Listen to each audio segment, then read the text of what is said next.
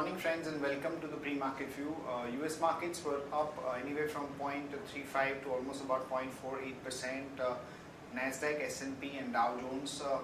European markets however were mixed. DAX was up about 0.2%.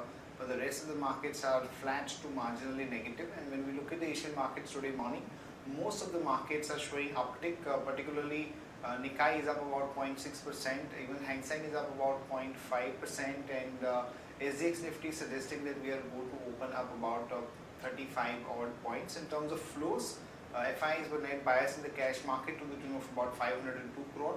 The domestic institutions, however, were sellers to the tune of about 225 crore. And in the index futures, we have seen FIs buy to the tune of almost about 240 odd crore.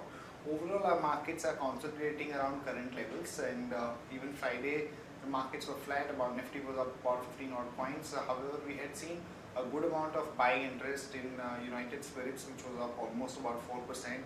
And there were high expectations about some of the banks' results, but these results are not looking that impressive, particularly Bank of Baroda. SBI was more or less in line with expectations, so it remains to be seen how the market reacts to those numbers in today's trading session. On that note, let me invite our F&O expert to take you through important F&O cues and ideas that we can have from the derivative desk. Good morning friends, welcome to Derivative Morning View. Nifty on Friday opened higher amidst positive international cues. Nifty started trading in a narrow range for most of the day. After opening European markets, Nifty was volatile but ended the day at 8,809 levels, up marginally by around 0.14%. Nifty cost of carry also reduced by around 8% at 5.04%. Put call ratio was flattish at 1.12. India VIX was marginally down by 2% at 13.18. Nifty shed 0.89 lakh shares of open interest, indicating short covering in the Nifty futures.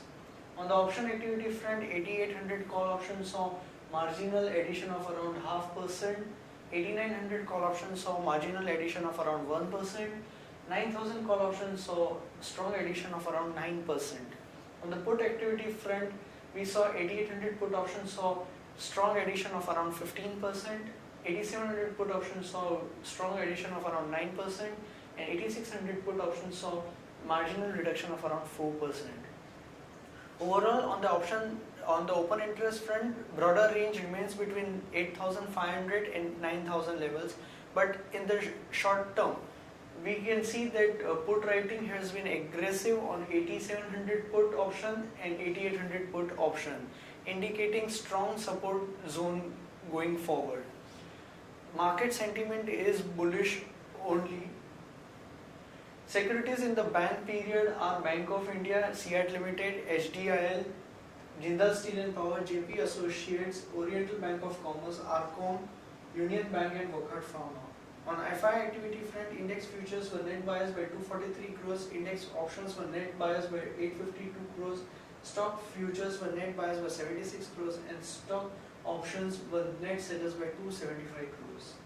On the market level front, 5-day VWAP stands at 8800, lower range remains at 8800 and higher range remains at 8874, which was the straddle of the month opening. SGX Nifty is indicating positive opening in today's trade by around 39 points at 8,848 levels. That's it from the derivative desk. Thank you and have a wonderful trading day. Friends, let me take you through Sharekhan pre-market action, starting with a short idea on Idea, which reported a weak set of operating performance. The operating profit were down about 24%, and there was a 53% rise in other income, which helped to soften the blow from the poor revenue performance. So there might be initial negative reaction in the Idea stock, however, because of the impact, possible merger that they are looking at doing with Vodafone, the stock may not go down much, but at least in the initial part, we can really look at shorting it with a stop loss of 112.20 and a target of about 106 to about 104. For MCX, the positive news as SEBI has approved a draft amendment to Securities Contract Regulation Act to allow commodity derivative exchanges to deal in options. So this will pave the way for the introduction of the options in the commodities. So that's a big positive for MCX. So one can go long there with a stop loss of 1067 and a target of about 1121 to about 1143. In other news and updates, government plans to come out with the Indradhanush 2, a comprehensive plan for recapitalization of the PSU lenders and to make sure that they remain solvent and fully compliant with the global capital adequacy norms, namely Basel III. This is a bit of positive for the PSU banks. The government to amend norms to empower NPPA to fix prices of 350 drugs. Coal India Q3 net profit was up almost about 5 times against Q2 on rising e-auction realizations. Government is likely to divest up to 10% in Coal India. ONGC is about $2.4 billion. Mozambique deal is at the scanner, and there are concerns that they might have overpaid to the tune of about $200 million. These charges have been denied by the company, but there could be some negative reaction. Japanese firm to buy about 49% stake in Max Specialty Film for 200 crore. Its flagship manufacturing business of Max Ventures. SEBI approved listing of securitization receipts issued by asset reconstruction companies. So this could have some positive rub-off on the ARCs. So Edelweiss is a stock that could be in focus because of this development.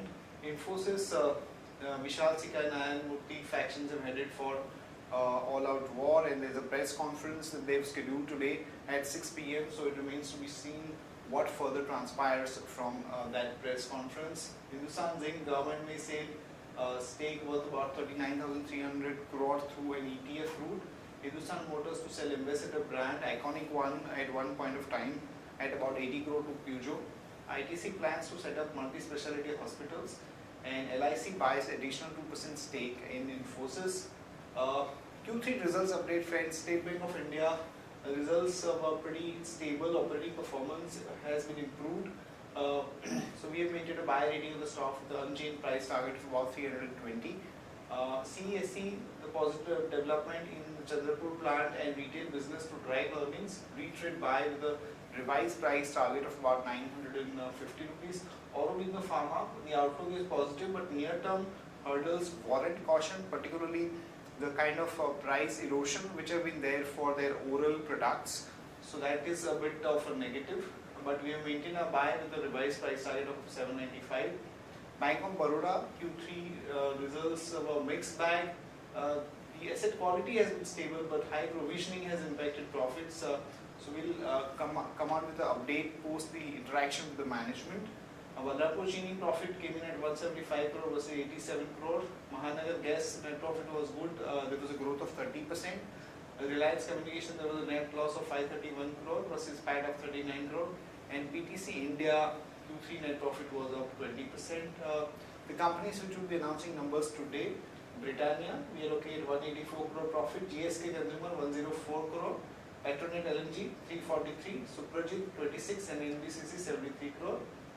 List of stocks with positive and negative bias. Stocks with positive bias are PTC India, Britannia and Godrej Industries. Stocks with negative bias are SAIL and Dr. Reddy's. And here are our top picks from advisory desk for investors. Bajaj Finserv, Bondrella Holidays, Kaveri Sea, IOC, Century Plyboard. That's it from all of us, friends. Have a good trading session and see you tomorrow at the same time.